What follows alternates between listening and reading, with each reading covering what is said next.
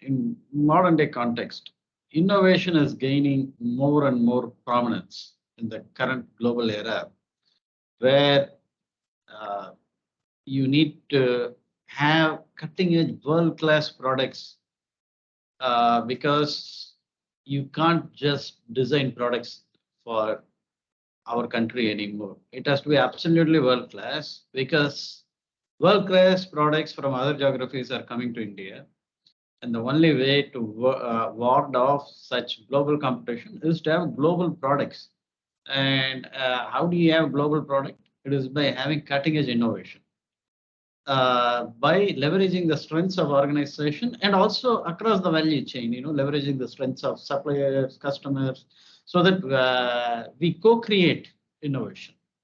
And while doing so, we also need to keep sustainability in mind, or rather, let me put it this way, we need to pursue an approach of design for sustainability instead of looking at sustainability as an add-on during our operations, right? So put sustainability at the forefront. So I'm very, very glad to invite our speaker, Dr. Debabrata Rautray, who is one of the most eminent scientists in India and is extremely well qualified to address this topic. And I'm very honored to call Dr. Dev as my very close friend also. Dr. Dev is currently the head of R&D and is principal scientist at Tata Chemicals Innovation Center in Pune, which is a world-class laboratory with multiple specialties of development. And he has more than 2 decades of experience in scientific and industrial research in new product development.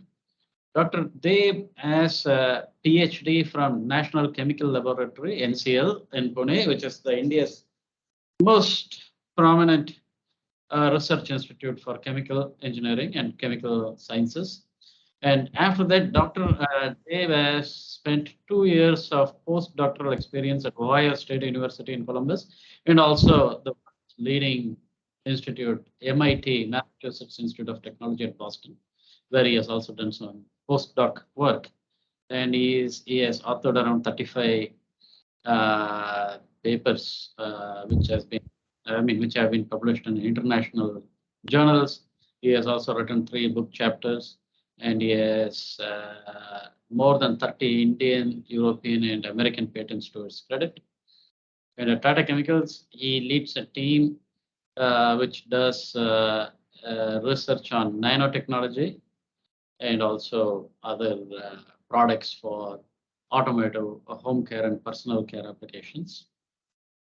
And with that, Dr. Dev, very warm welcome to you, and the floor is yours. Thank you.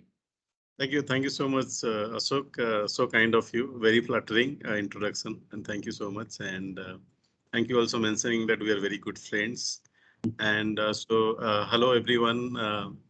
Thanks for joining for this meeting. It's a great opportunity for me to, talk to you about the kind of work which we are doing.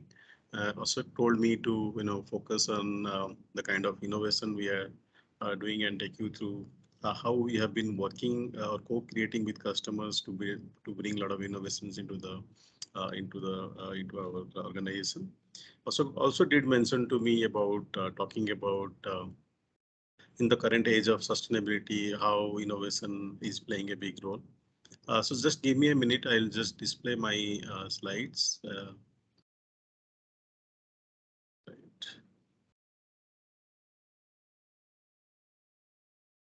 Okay, is my screen visible? Can somebody confirm?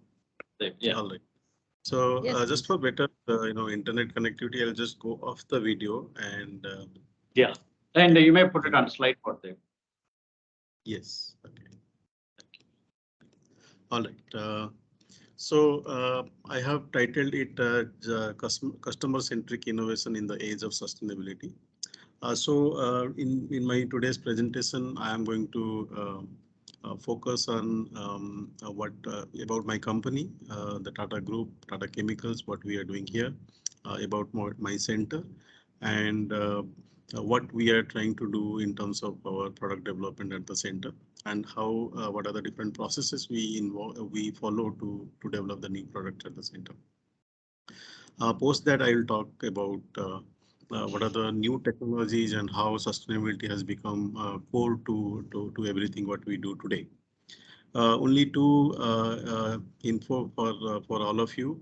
First of all, remember that I am a scientist, so I'll try and talk a lot around innovations, but I'll try to make it more generic so that everybody understand.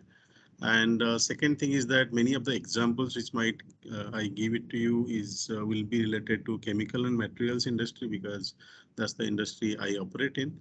But I still feel that the principles which we are going to follow or we are following are the similar principles are also going to be a part of any other areas which you people are into.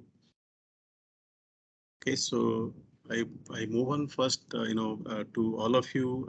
I do not really have to introduce Tata Group, but just a quick info about Tata Group. So as you know that Tata Group as an organization driven by values, it's a global enterprise, and always we believe that we work in partnership with the society. So it's a so we have today. The group is having services over 150 countries and employing close to 9 lakh employees, having operations in 100 countries. Group revenue today is close to $125 billion, and we are, in a sense, a global leader in several sectors. In fact, 60% or more than 60% of our revenue is coming out of other countries than India. As you all know, Tata Group have a lot of history in the country, especially when they talk about they always talk about how and what we are going to give back to the society. Hence, Tata Group. In Tata Group, 66% of equity of Tata Sons goes into public trusts, and it is an organization who has pioneered various national institutions, Indian Institute of Sciences, Tata Institute of Social Sciences, Tata Memorial Hospital, TIFR, and Tata National Center for Performing Arts, Tata Medical Centers, and there are many new medical centers were recently announced also during the COVID era. All of you know about the sectors we are into. Tata Group today is 100 plus companies, and you name the sectors and they are into. Moving on to the company which I am working in is Tata Chemical. This is one of the company in the group. Tata Chemical born in 1938. It's today is a global company. We are serving customers across 5 continents. We have manufacturing in almost 13 locations worldwide, considering in America, Europe, Africa, and Asia. And we actually work in the specific areas of majorly in 3 different verticals: performance materials, nutritional science, and agri sciences. In performance materials, our main business is alkali and halogen materials. All of you must be knowing the popular soda ash, which is being produced by Tata Chemicals. And we are world's 3rd largest manufacturer of soda ash. And the major application of soda ash goes into glass and detergent making. We do have many other halogen materials we produce out of our mother plant, which we call it from Mithapur. It's in Gujarat. We have made a recent foray into performance silica. I will talk a little more about in consequent slides. We have built a lot of capabilities around developing various nanomaterials. All of you must be aware of nanotechnology. So we are one of the pioneer in India who scaled up nanomaterials into commercial levels. In our nutritional sciences, we are Tata Salt is very popular. Tata Salt is extremely popular, and we almost hold a 60% market in the in India. And we also produce sodium bicarbonate, which mainly goes into food and pharma industry. We have made recent foray into something called nutraceuticals, which is a lot of health benefit ingredients, which I'll talk to you a little more in the subsequent slides. We have also, operate in agri sciences where we work both on plant protection and plant nutrition. We have a subsidiary company called Rallis, who are very popular in the farming community about their pesticide applications, the pesticide related products. So Tata Chemical has manufacturing footprints in 4 different continents, employing close to 5,000 people, 13 manufacturing plants, and we support all these supported by 3 R&D centers and with 200 plus technical experts. The next slide is about the Innovation Center Pune, which where I am working here. And I just want to show you the green, beautiful building. It's a state-of-the-art innovation center built.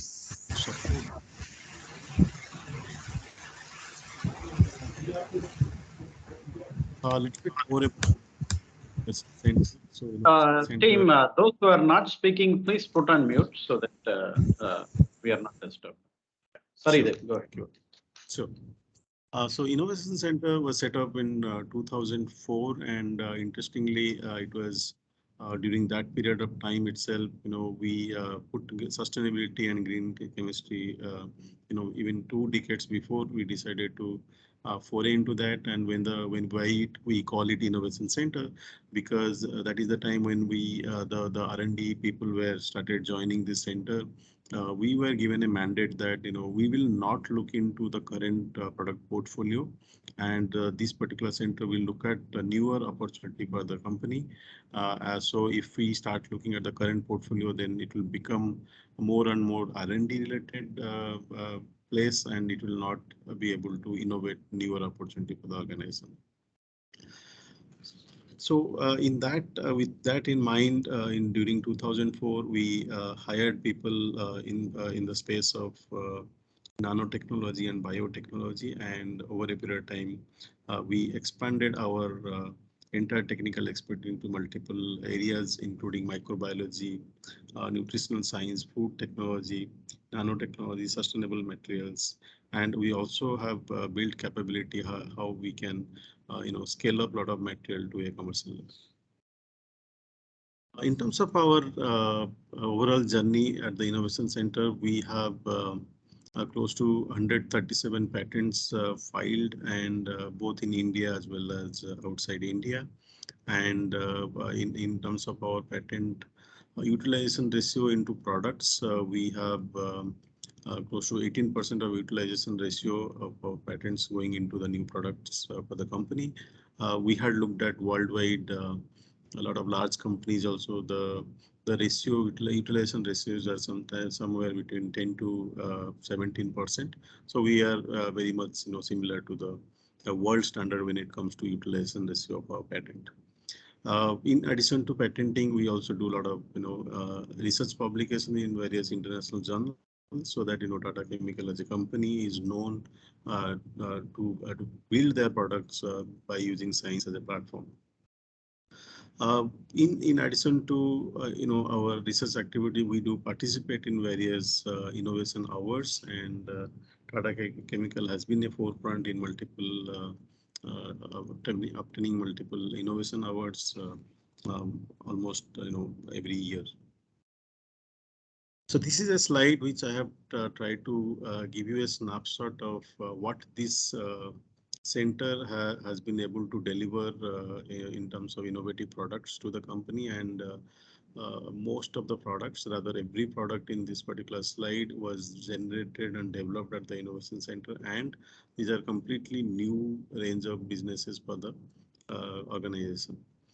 So this is a slightly old slide, but there are some additional products have been developed and gone into market post 2019. I'll spend a little time on this particular slide so that I'll give you a perspective of what we have been successfully able to do so far, and maybe out of this I have decided to take one particular product and give more detail about how we have gone ahead and ensure that the product have been conceptualized at the lab and all the way been commercialized by co-creating with customers. So the first one is called a Tata Swatch water purifier. Many of you might have been knowing about Tata Swatch water purifier. This is something we call it as a low-cost water purification solution using nano silvers. Just to give you a perspective that when we looked at this, we know that in India, 85-90% of people don't even use a filter to actually purify their water, and they drink water as it is. And the most of the issue with the water drinking water is microbial contaminant in India, in addition to other TDS and other hard substance in the water. So when we looked at this particular space, we realized that there are two types of water purifier today available in India. One is called online water purifier, and second one is called offline water purifier. The online water purifier are the nothing but the RO and UV systems, where water being pushed through a RO membrane, where because of the size selection, it takes care of remove all the microbial contaminant and hardness in the water, and what you get a purified water without microbial contaminant and without any other hardness in the water. Now, through as we all know that the online water purifier like RO purifiers are very expensive. Minimum maintenance of these membranes are close to 3,000 to 5,000 rupees a year, and initial investment of these purifier cost nothing less than 15,000 rupees. In addition to that, these RO water purifiers also rejects 60% of water into the drain. So it's actually not environmentally great also, as well as it is not affordable to a lot of Indian consumers. And when you look at the offline water purifier, we found that offline water purifier are mainly built on using halogen-based chemicals like chlorine, bromine, and iodine. And as we all know that halogen-based chemicals need to be removed before we drink water. But we have found that a lot of these halogens are already gets into the water, and in a longer run, the halogens are absolutely not good for human consumption and creates a lot of other health issues. So that is the time when we try to understand that how can we combine the Indian traditional knowledge and the modern technology together to bring something which will be acceptable to the Indian consumers. So we all know that in olden days we used to drink water from a copper pot or silver pot, and the simple idea is that when you fill water in the silver pot overnight, the water basically the ions basically leaches out of the pot and ensure that the bacteria and viruses get killed because of the ionic effect.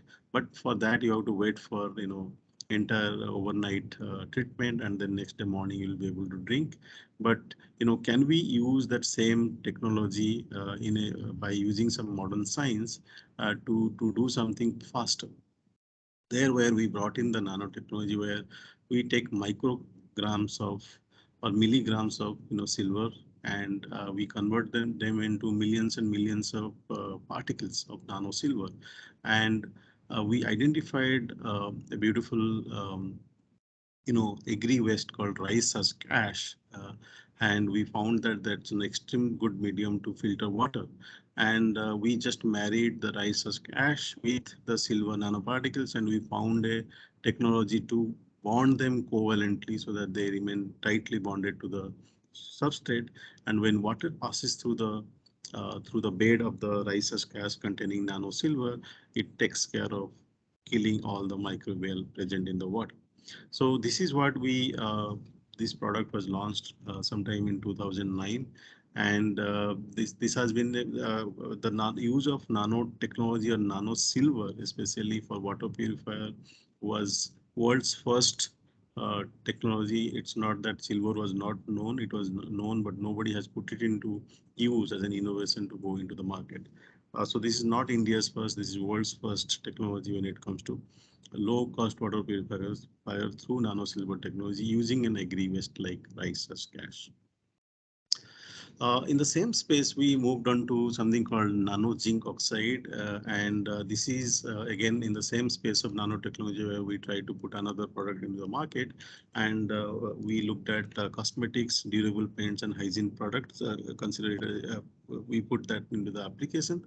So, what is the beauty of nano zinc oxide versus any standard ones? So, typically, if you must have seen olden days, cricketers used to wear a patch of cream which looks white, and nothing. They used to use a lot of sunscreen which are basically not transparent in nature because you need to have the UV blocking activity. So when you look at nano zinc oxide, they are transparent in nature and they can block the UV rays completely.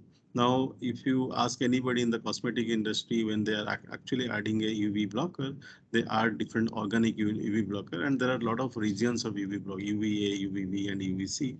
And you must have seen the packets of cosmetic industry where they write SPS 50, SPS 90. So those are basically that how many once you apply it on your screen, how much time it is going to actually stay on your skin, and it ensure that it blocks the UV light, UV ray onto your skin. So we try to kill the bird with one. The thing what we try to do is that we developed a nano zinc oxide which is transparent in nature and completely blocks the UV rays from the sunlight. So this particular technology was developed, scaled up, and being sold to cosmetic industry and the paint industry. And again, here when it comes to the technology development, it was all co-developed with customers. In fact, in the water purifier also, when the scientists or technologists were developing the product, they used to actually go and meet customers and identify what are the actual requirement they have. Moving on to the next product called Fosense. It is called fructo-oligosaccharides. It's a prebiotics which was developed at the Innovation Center, Pune. And just to give you a basic objective about what is a prebiotic. So all of you know what is a probiotics. Probiotics are nothing but which are there in our curd. So we say that let's have curd so that we have some. It's good for the gut health. Now what happens is that when human beings' health is depending on how well their food get digested in their stomach, and what we have in our stomach is called probiotics. They are the good bacteria which actually digest our food well.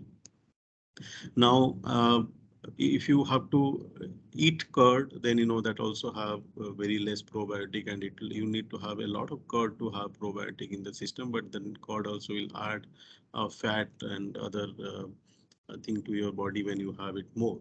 So then, what are the ways to ensure that we don't eat much curd, but at the same time we have more good health bacteria in our stomach? So that is there where there is a product called prebiotics. Prebiotics are nothing but when you take sugar and break them down into smaller, break the entire polymer chain into smaller fibers. So what we call them are short chain sugar fibers. So those short chain sugar fibers are made through a fermentation technology, and these are called prebiotics. And these prebiotics are actually food for the probiotics. So the probiotics which are there in our stomach, when you feed them prebiotics, they will be happily eating them.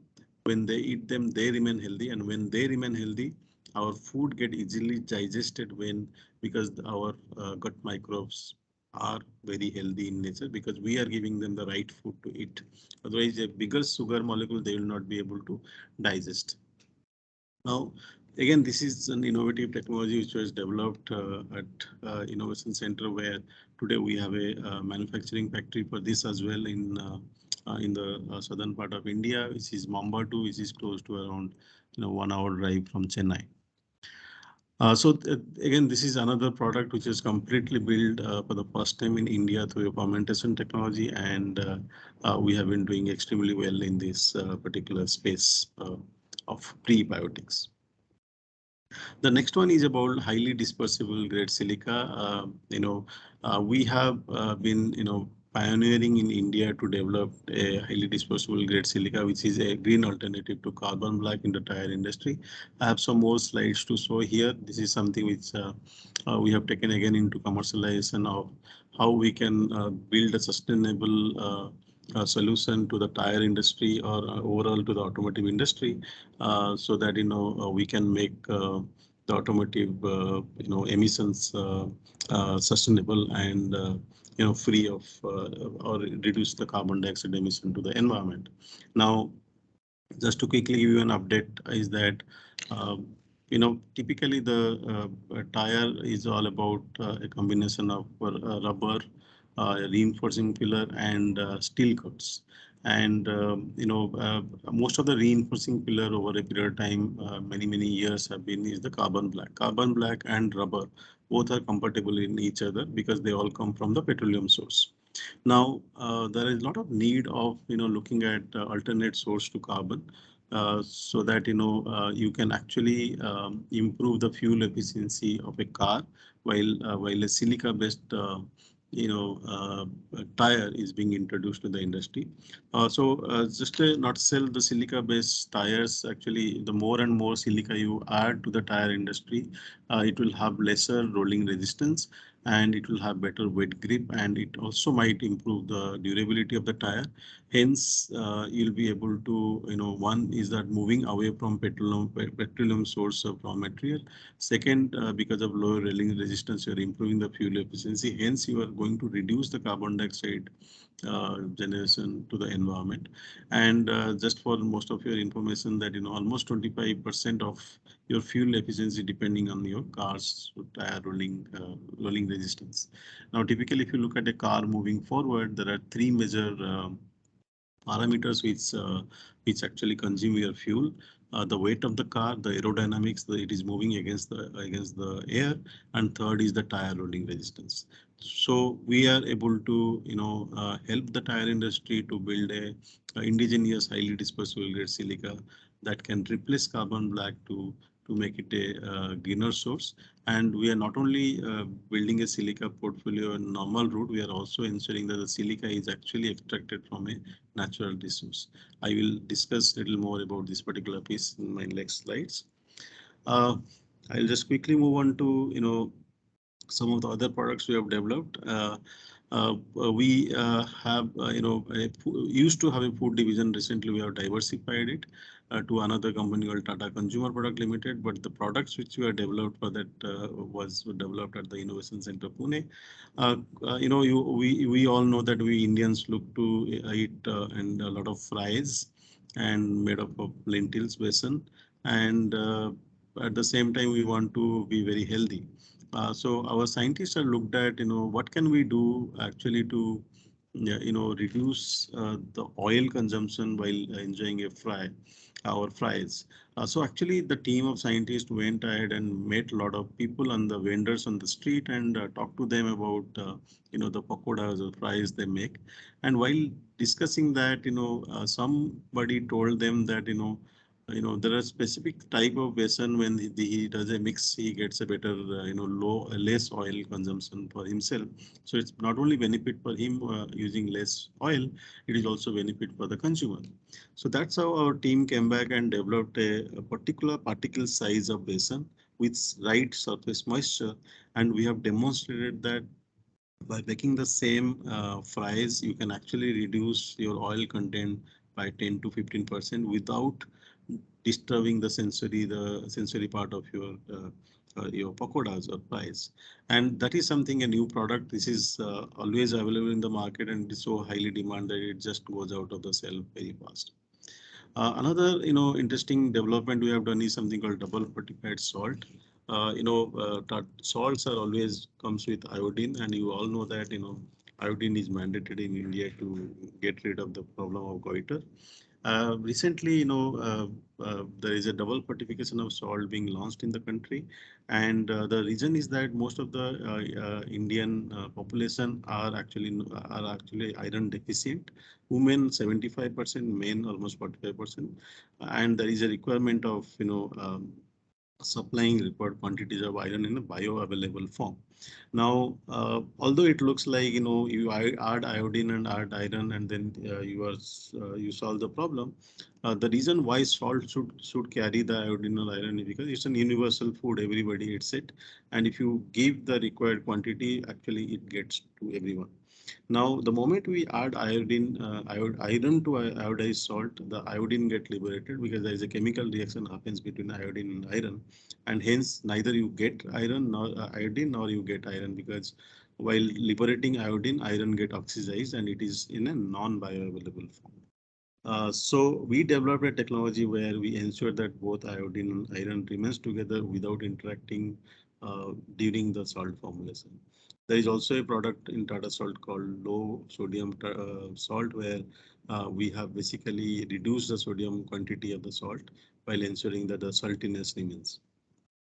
Quickly, we have developed products in the sweetness and zero sugar. There is another interesting innovation I must tell you all, is that we all in India, especially in South India, a lot of people enjoy a lot of tamarind and tamarind related stuff. And this is a chutney which was developed with dates and tamarind.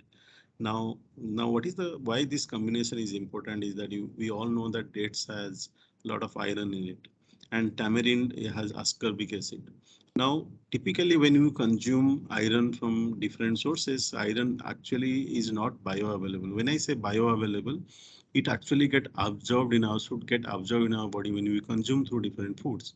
Now, why it is not absorbed? Because of various reasons. One reason is that it get oxidized to Ap3 plus to Ap2 plus to Ap3 plus. It also, our body doesn't have the capability to absorb. So when you make a combination of dates and tamarind, so the ascorbic acid actually makes the iron stable in the body, and it helps observing while we are having enjoying a chutney. We also ensure that we get iron into the body. So that's a very small concept, but it goes all the way when it comes to the benefit of. Uh, our company also have developed into something called extruded snacks through dal, lentils, where we have ensure that higher amount of proteins are present in the dal.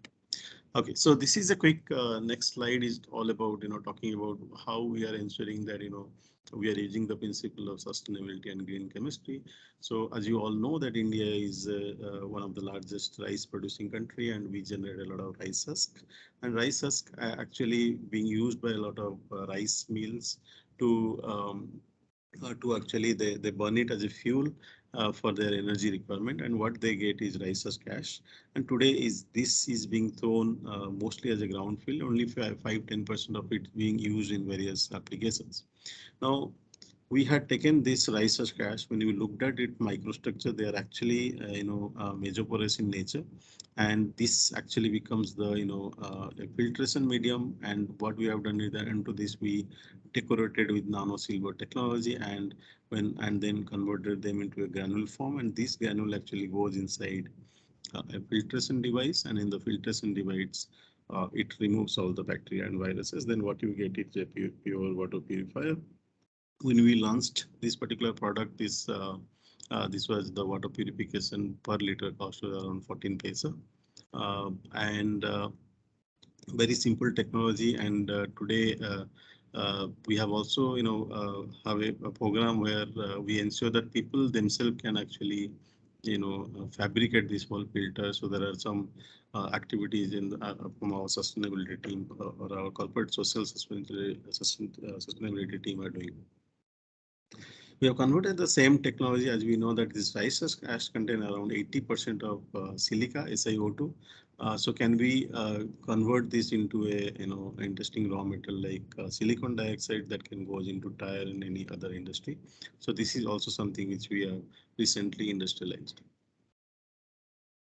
This is something which just wanted to show that while developing all these it's all started from the lab, where we conceptualize this idea and then take them into different application development. What we do mostly is that we work with various customers and work with their R&Ds and ensure that we meet the customer requirement, and we pace our innovation in such a way that it goes all the way from R&D lab to the commercial scale. A quick snapshot on the rice as cash, which is, you can see the rice as cash, and when you burn them at different temperature, typically, the rice mills burn it around 600, 700 degrees centigrade. The higher temperature, this will look more white, and we have a chemical process to separate silica out of it, which is almost 80-90% of silica here, and what you get is precipitated silica, and precipitated silica today going into the tire industry, and most of the developed nation has already something called tire labeling. Many of the tire industry knows how to do it. In India, the tire labeling has not yet fully forced. So like your AC, you get 3-star, 4-star and 5-star. Very soon in India, you are also going to see tire labeling. All your tire will be labeled like this. And when you have different grades, you'll have fuel efficient tire, wet grip tire, and reduced noise level in the tire. Now something like this will come into a tire, and you can actually choose based on what you want in the tire. Earlier in US and the Europe, people used to buy winter and summer tires, so they will change different tires from winter to summer because they need to have more weight grip in winter. Now they can use all weather tire like we use in India here. Now, all of you know that we are also a lot of moving towards the electric vehicle, and the consumption will move from fuel to fossil fuel to the battery energy, and there also the same thing will continue. That how with reduction of tire rolling resistance you can actually reduce the energy consumption.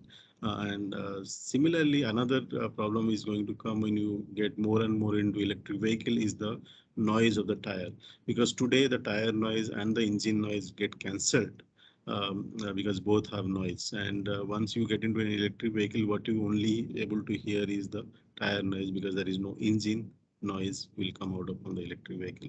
So there is a lot of focus on reducing rolling resistance, so that you not only reduce the improve the fuel efficiency or the energy efficiency, but also reduce the noise of the tire. So a lot of work is happening between the ingredient developer like us and with the tire companies and automobile industry. Now, what next? Once we develop a product for tire industry, are we going to stop there? No. So we identified that the same silica or silicon dioxide has multiple and diverse applications in multiple areas, and which are known. And what we have tried to do, that we have tried to develop some indigenous technology where we not only cater to the industry which are already known by using silica. We also try to look at multiple newer opportunities. Now, if you look at toothpaste industry, they actually use all toothpaste gel. Silica has two types of application in toothpaste. One is about thickening application, second is about abrasive and cleaning application. So the same silica can be made differently to make abrasive and to make thickening. And we also have extended the same application. Can we make speckles of silica? So we have developed speckles of silica with particular particle size. Can we make flavored silica? So we actually created mint flavor, clove flavored, orange flavor, and blue silica. So all these things can actually get into the toothpaste. Not only not only somebody has to just sell simple silica to the toothpaste industry. Can we further innovate and give them some further value added products? So these are something which we have been exploring and being trying to be innovative and ensure that we stand a place in the international companies.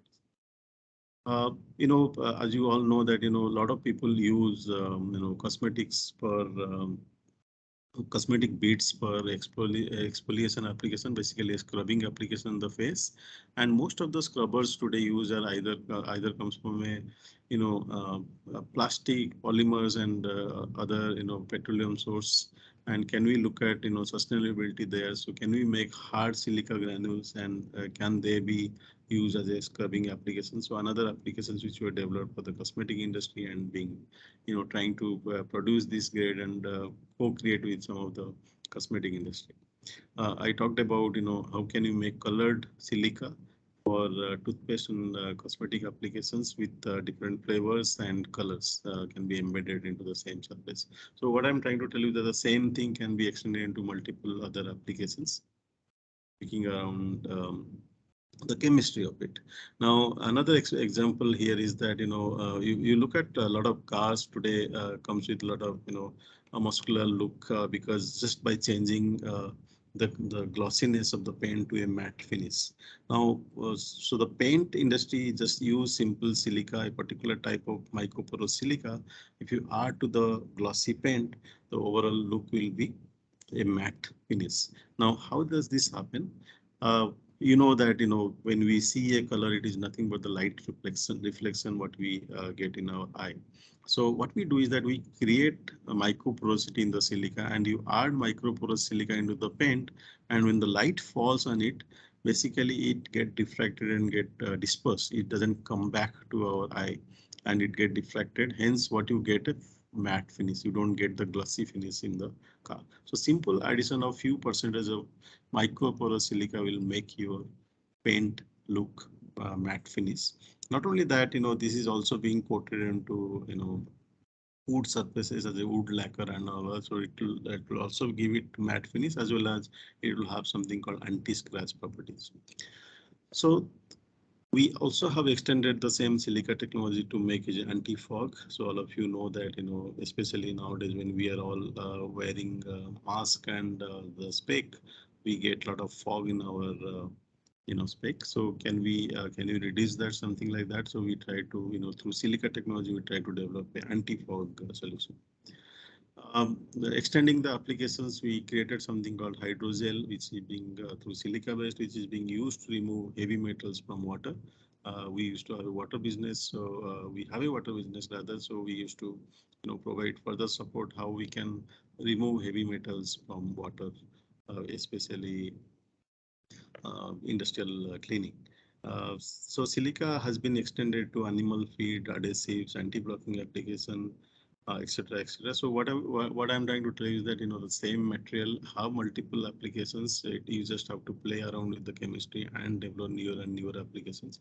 And most of these applications have been kind of developed at our innovation center to demonstrate that the scientific capability we have can build newer products in the country. Now, how do we do this? I will just quickly rush through some of these slides. Uh, so this is a slide which I want to talk, and we have tried to follow this. Is that if you look at new product development from ideation to commercialization, especially in olden days, if you want to develop a new product, your internal R&D department will create new materials, and the marketing team will find out applications, and they will identify it and then try to push the product into the market, and these are being pushed to the customers, and that time customers doesn't have any other option to whatever available they buy it. uh, Over a period of time, things have moved where marketing people, they will communicate the required material spec by talking to customers. The marketing people talk to the customers, they will give a feedback, then marketing people will tell the R&D team that can you create this particular material specs. R&D team create it, it goes to a product, and then it is pushed to the customers. Okay, but again, the customer loop back is directly to the marketing team. But in today's world, or in going forward, the products are going to be developed on majorly on two front. One is what are the global challenges, like sustainability is a big challenge. What are the mega trends in the world? And the marketing team and R&D team both are actually, just give me a minute.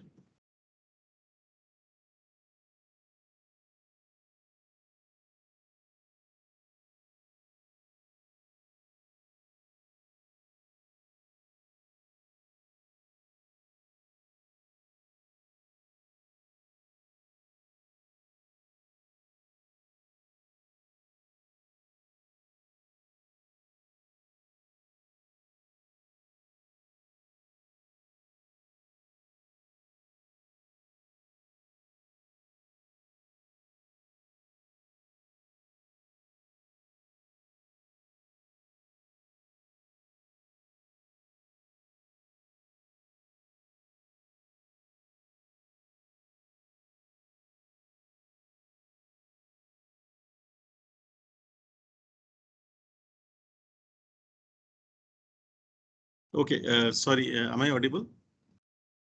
Can someone Yes, confirm? yes, Dave. Yeah, you may want to put it on slide mode. Sorry. Yeah, so if you look at what we are going to do in future is that the both marketing team and the R&D team uh, will look at the global challenges. What are the trends in the mega trends in the world, and both of them are actually connected to the customer. And when the products is pushed to the market, the feedback loop is to not only to marketing, it is also to the R&D team. So R&D people play a critical role in defining what are the key products or key the solutions are required by the customers. And that is how today we identified that the R&D team actually need to link with the customers so that they actually make it easy for the marketing and sales team to sell their product to the market. Uh, I'll just quickly, this is something which you know that, product development is a team effort. These are general, ideas where, everybody needs to play their role to push a product to the market. While looking at how we are going to do our R&D framework is typically looking at R&D architecture, processes, people and portfolio, and while keeping sustainability and digitization in the core to everything. And what we are trying to do is that we ensure that the R&D team, the product, the customer facing team and the corporate strategy, they need to have a coherence and consistency and alignment together so that we don't miss anything during the product development. The alignment of R&D team with the customer facing team is very, very critical. We try different possibilities of ensuring that when we are giving our scientists a job, they have a 70% of time looking at new product development for the businesses in the new space, but at the same time they are given a free 30% of time to look at completely their own passion, where even if it is not required by the organization or it is not part of the organization requirement, they are allowed to do the blue sky activities to look at the breakthrough and disruptive technology completely into the new markets. And so that lead to a lot of new opportunity in times to come. Uh, in terms of our processes, we create ideas through internal external talks and ensure that we are in connected with globally technologically advanced hotspots. We do a lot of hackathons in terms of generating idea and create a lot of digital and analytical tools to make the idea management so that we have a good portfolio. We are also trying to look at how can we bring in somebody from the different diverse areas, like some people from the plant, people from the marketing, people from the sales come and spend time with the R&D team for a couple of months, 3 months to have something together and use their multidisciplinary skills together. And also we need to ensure that not only we need to develop everything internally, can we develop things from externally also. In terms of the typically technology team always work in silos, so we try to break this silo to have a connected team working with the customer facing or market facing team. We follow all our project through stage and gate, and we are also trying to see how we can look at disruptive technology, and the MD or CEO of the company should come and evaluate at a right gate. Sustainability and digitization are the core of everything. I think I need to close quickly, so give me another 5-10 minutes to close it. We are clearly looking at climate technology and circular technology for everything, while keeping the data use most important to central to everything. And companies must need to build capabilities to collect the massive amount of data we being used, and how we can utilize them very, very effectively. Quickly move on to the sustainability area, where we all know that in today's world people talk about climate technology, circular technology, and also there is a lot of changes happening in the consumer preferences. There's a quick statement here which came from Accenture, that in a recent global survey, 83% people agree that pandemic has totally revised my personal purpose and what is important to me. So pandemic has a lot of impact on looking sustainability. So when you talk about sustainability, not only about the climate and circular technology, it's all about your business. How are you going to stay relevant in the business? So business sustainability is also very important, considering there is a lot of change happening in the overall consumer front.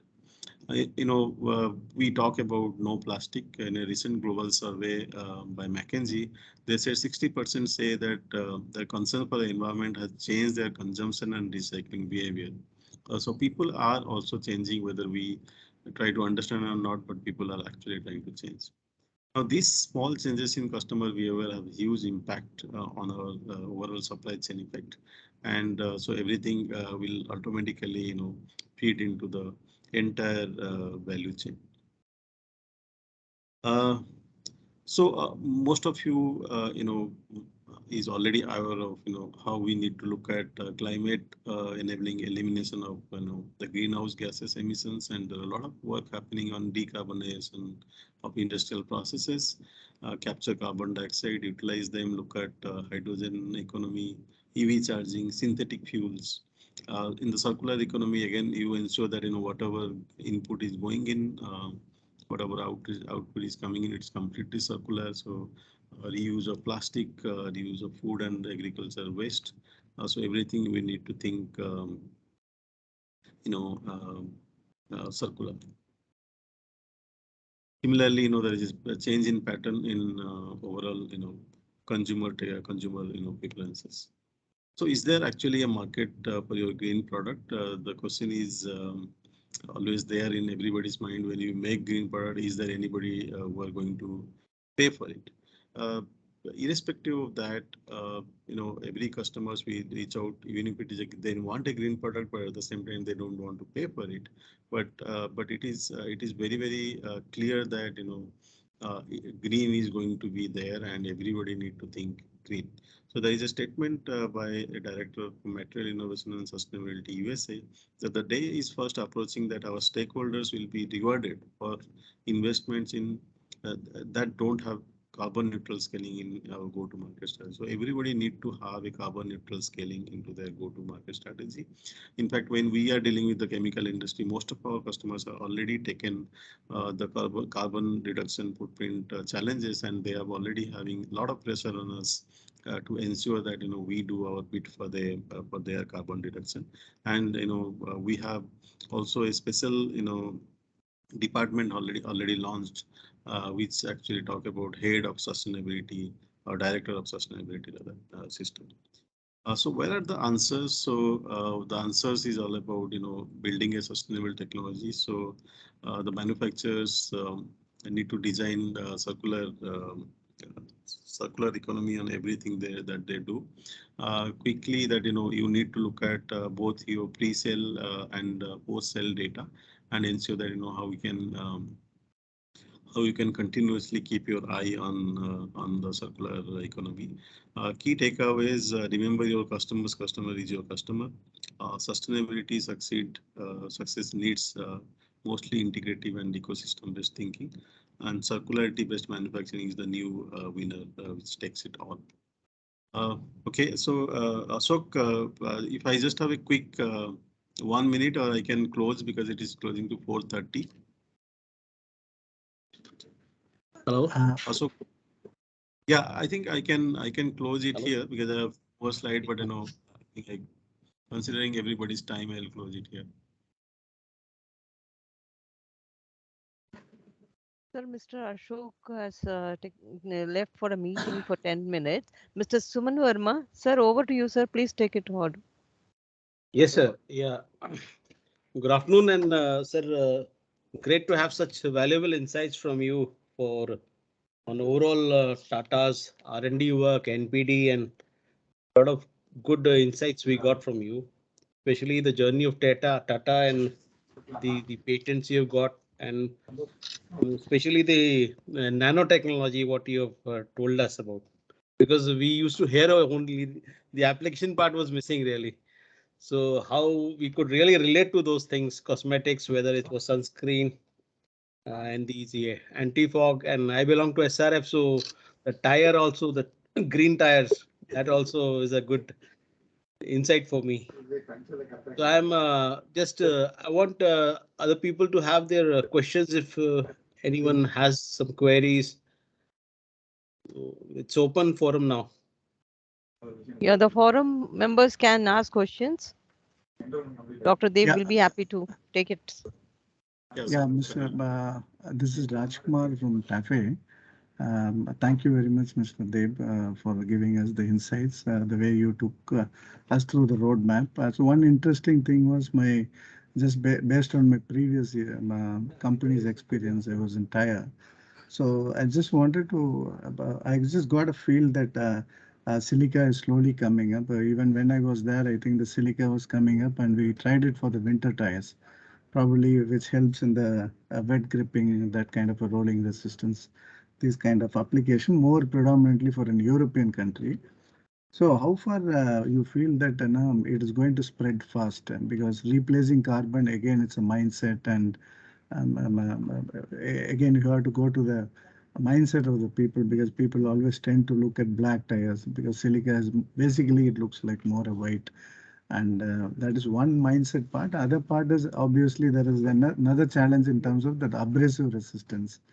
So how far these two things, where silica can definitely help in sustainability, but how it can replace it? What is your foresight on that? Yes, I think you come from tire industry, many of these, but I'll try to reiterate.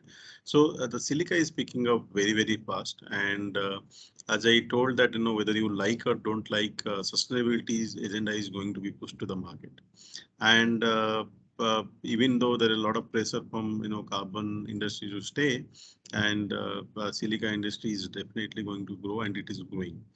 When it comes to why it is not very, very popular in India and tire companies are also upgrading themselves, is that silica is very, very abrasive in nature, and our investments on ground equipments are also not are mostly for handling carbon black, because it's a soft material and silica is a hard abrasive material. So the tire industries are also switching to newer equipment which can handle more and more silica. So that's one change is happening, especially in India. Second change is happening is that that a lot of this tire industry are moving from normal rubber to solution rubbers, where there is also a lot of improvement happening in the solution rubbers, because solution rubbers are known more for more silica friendly rubber. As you know that rubber and silica don't like each other, because one is water, one is oil. So mixing water oil is very difficult. So that's why there is something called we developing highly dispersible grade silica, so that they can get mixed. So the whole industry is moving towards that, and there are recent queries and discussions are happening, is that you are not only going to add more silica and reduce carbon. People are even talking about reduce rubber. So there are formulations which has been made 120 phr of silica and 80 phr of rubber. Okay. So it's not only and coming to your question about how are we going to do the abrasion resistance, because silica tires are known to have little less life. So there are a lot of formulations in the rubber industry along silica industry happening, where you can actually improve the even if you don't improve, at least you maintain the abrasion resistance of the tire.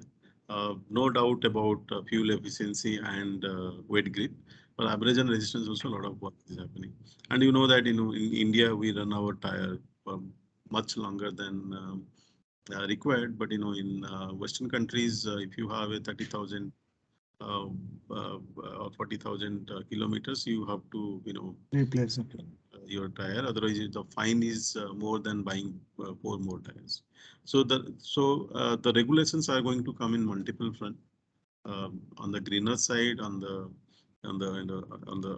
tire side also, the automobile vehicle are getting a lot of pressure on generating the required carbon dioxide. You know that today when you drive our car, when there was a BS4, we used to generate around 130 grams of carbon dioxide to the environment per kilometer of drive.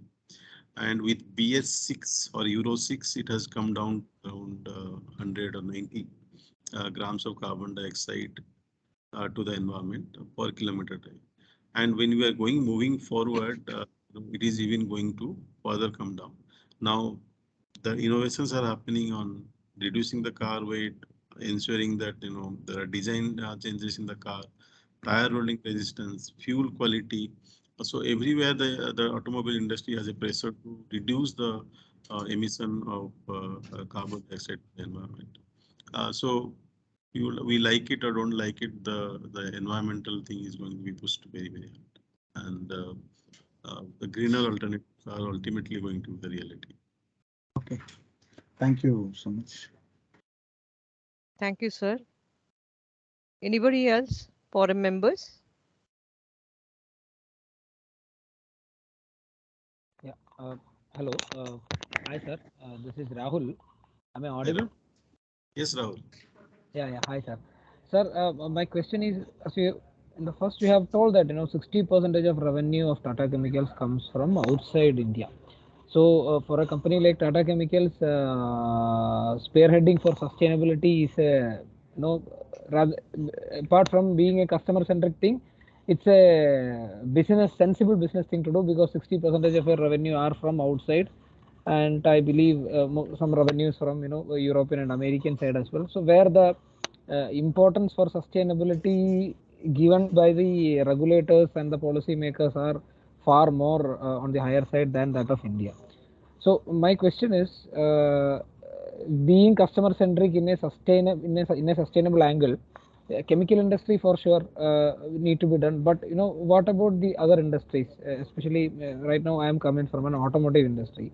So how far the sustainability and the customer satisfaction and the sense of business from an Indian point of view is how far that the cash flow, the operation profitability is I hope I've made myself clear. Yes, so I think I had a slide on the automobile industry. If my slide is still visible. Yes, visible, sir. Yes, sir. Just I'll tell you where are the technology is moving today. So this is the chemical industry, which talks about mostly plastic recycling, looking at synthetic biology. I'll move into the automotive. Where the automotive industry is moving. Mostly it is moving towards autonomous vehicle. We are looking at people are looking at AI driven sensors for and shared mobility, battery, and 3D printing. So what I'm trying to say, Rahul, is that uh, it is not about whether you are operating in India or you are operating abroad. It is if you are not preparing yourself for the future. Uh, organizations, large organizations need to prepare for their future, and it might be little late in India, but it is going to be there. And what is happening that if you don't remain competitive, you don't look at 5 years down the line from now, probably we will not be in the business. Somebody will come and take it away complete from. As you know that many of the large organizations have vanished because they have not innovated, they have not looked at what is coming on their way, and they always remain adamant that in our environment we know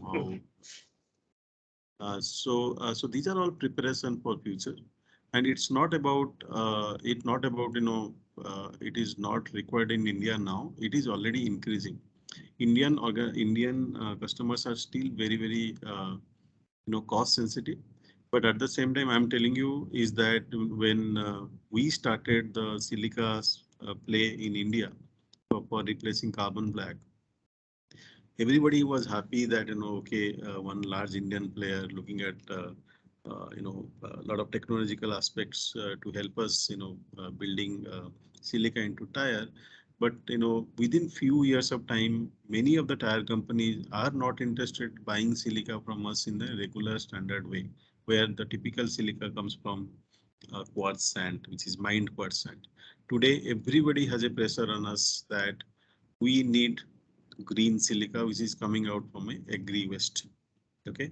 Now the thing is that if we don't do it, somebody else will come and do it. So we need to be ready that, tomorrow we should not be completely wiped out from our current business because somebody has come up with an alternate source. And the same time, the pressure will always remain on us that give us at the same price or lower price. Then that is where, our, attempts need to be there to ensure that uh, while we are ensuring that we are having a good hold on our current business, but we should ensure that we should not get wiped out in 5 years' time. Slightly long answer to your question, Rahul, but that is how it is. Thank you, sir. Thank you.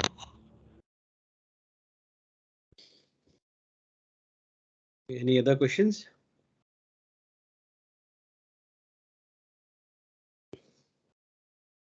Sir, I had a question. You had mentioned about disruptive technologies. So any examples you can share where you have used? Maybe it was must be IoT and all those kind of. Yes, so if you look at the space of technology, they say that the last innovation happened in 1988, which was the development of Xerox machine. Today we call it photocopier because Xerox machine was the last innovation happened, and rest everything whatever being developed today are all some or other form of technology. Like we talk about Apple all the time that, Apple is so massive in the world, but, before Apple came in, music player was there. They just innovated music player in such a way that everybody likes it and it's a different experience altogether. So, so when we talk about disruptive technology, we talk about something which is beyond our regular when it's not about, something that we need to create another Xerox machine kind of effect that, it was not there in the world. Before 1988, there was nothing called a photocopier. So that was the last innovation. So when you call it disruptive technology, so it depends on what are the areas we are in. So for example, we are into an area where um, today we have a technology. Say, I will give you one example of disruptive technologies that Tata Chemicals is a has a large inorganic complex in Mithapur, Gujarat. And when we are, looking at our operation, our major raw material is seawater and mined limestone. So we actually throw back close to 10 lakh liters of water back to the sea every day. 10 lakh liters of water close to every day.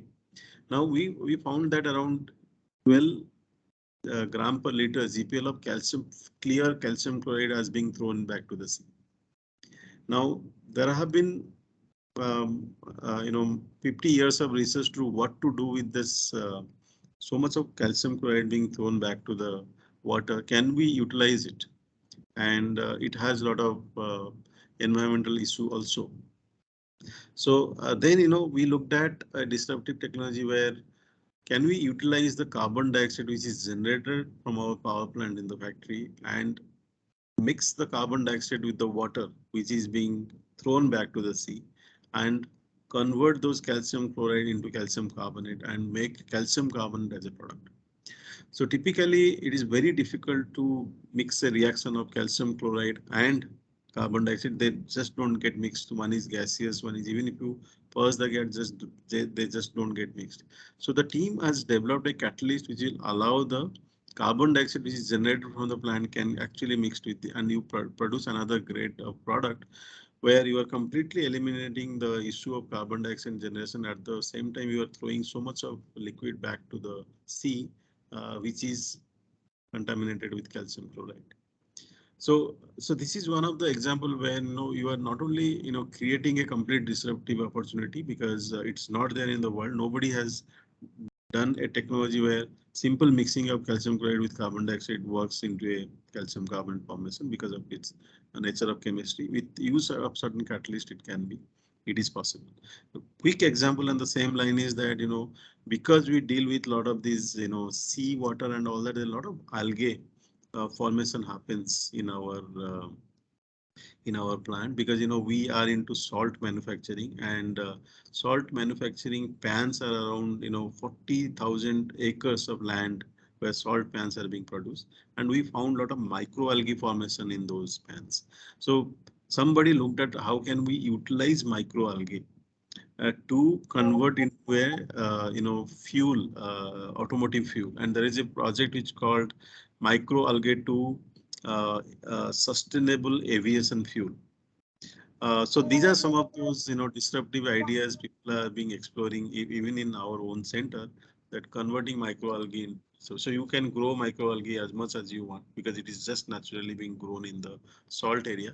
You just convert them into some value added sustainable aviation fuel. So we are working with our group company because we are into Tata Group is into aviation, and this technology has been in the forefront of converting microalgae into sustainable aviation fuel. So disruptive is in the sense is then think something which is beyond your routine. Otherwise, most of the time we try to solve existing problems. Right, sir. Beautiful insight, sir. Got. Any other member any other member would like to ask any questions?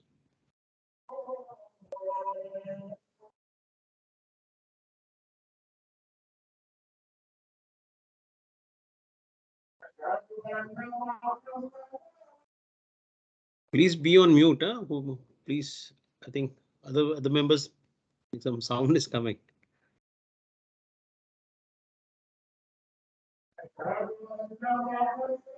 Any more questions? We are hearing some other sound from the. Please mute yourself. Some song is being played. Somebody is enjoying some. Yeah. So I don't think there is any more questions from the forum members. So, Suman sir.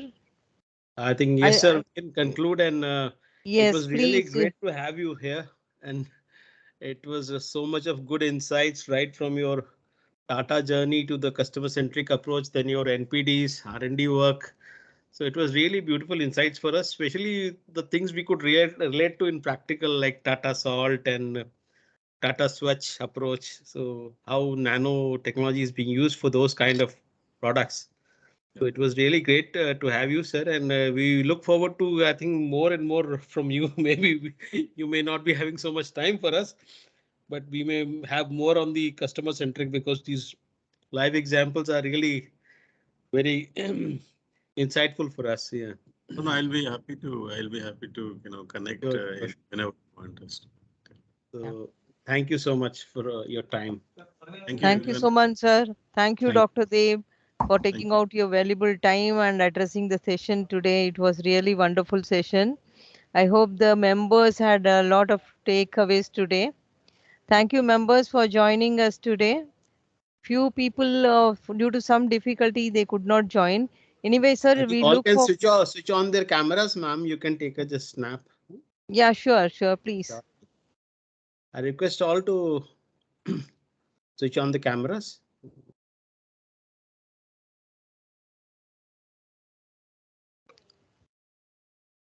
Full site is not coming.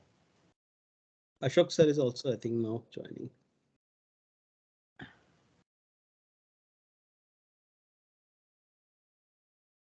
Okay. Only 3 people I could see in the screen, sir. I will take a snap of the 3 visible now. Ashok I got it. Yeah, Ashok sir is also here. I tried to finish at 4:28, but somehow you had left because you had some other engagements. But just had one call with our CEO, which was planned. I mean, planned in the sense at the last minute, which I couldn't make. But I tried to finish at 4:28, but then we were having a question answer session. So. No, brilliant, Dave. So just few points from my side, Dave. I know we have worked a lot on this one. So what really came out is all the things that you mentioned. Sustainability was designed, right? Whether you take rice as ash, silica, there you are taking a natural product and replacing that with a product which was produced in an inorganic way, which takes a lot of water, right? Similarly, I mean, also not only a lot of water, a lot of fuel, because silicate needs a lot of natural gas or other means of heat. So that is one thing. Similarly, the other aspects which you mentioned, whether it's nano purifier, they're also what you're taking as a product that will go as a waste, which is a rice husk ash. In fact, people have issues disposing that. Whereas here we are finding a use for that RHA, I mean, in both of these areas, in the Swatch purifier as well as rice husk ash silica. So converting a product thing that goes into landfill into something useful. And similarly, the FOA is also another brilliant natural product, which is also produced in a very, very natural green way in Industry 4.0.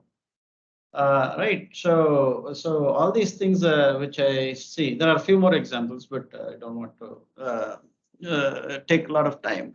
But what I see is sustainability is at the forefront of the way Tata Chemicals designs products, and things are built around sustainability rather than, okay, hey, let's go build some product, use a lot of carbon footprint, use plenty of water, plenty of fire, whatever, and then figure out how we can make it sustainable.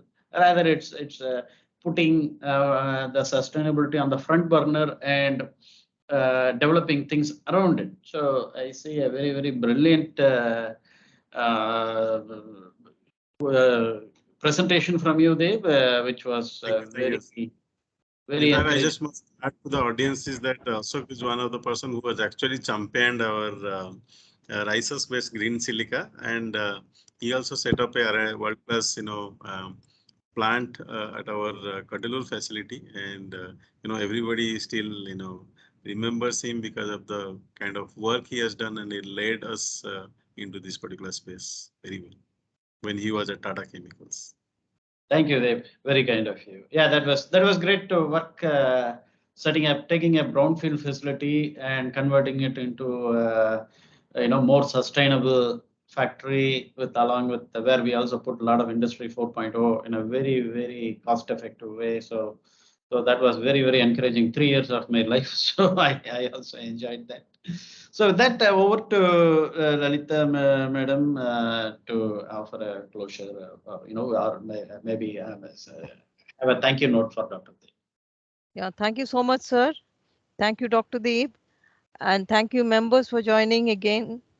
I leave the mic to Mr. Suman, sir, for doing the concluding remarks. Sir, over to you. Thank you, ma'am. I think I already concluded, and a lot of beautiful insights we got from sir. Right from the Tata journey to all the R&D work, NPD work they have done, and many things we could relate to from the nanotechnology, like the Tata Swatch and the other cosmetic applications. So it was great to have you, sir. And Ashok, sir, I was requesting him for another session, maybe because the customer-centric approach is really it's maybe very beneficial for us in the long term. So those things we can. Sure, yeah. If Dr. Dev's time permit, I would love to have. Maybe after a few months, maybe. Yeah. So, thank you so much, sir. Thank you. Thank you. Thank you, everyone. Thank you. Thank you so much, sir. Thank you all. Thank you all. Bye. Thank you. Bye. Thank you. Bye. Thank you.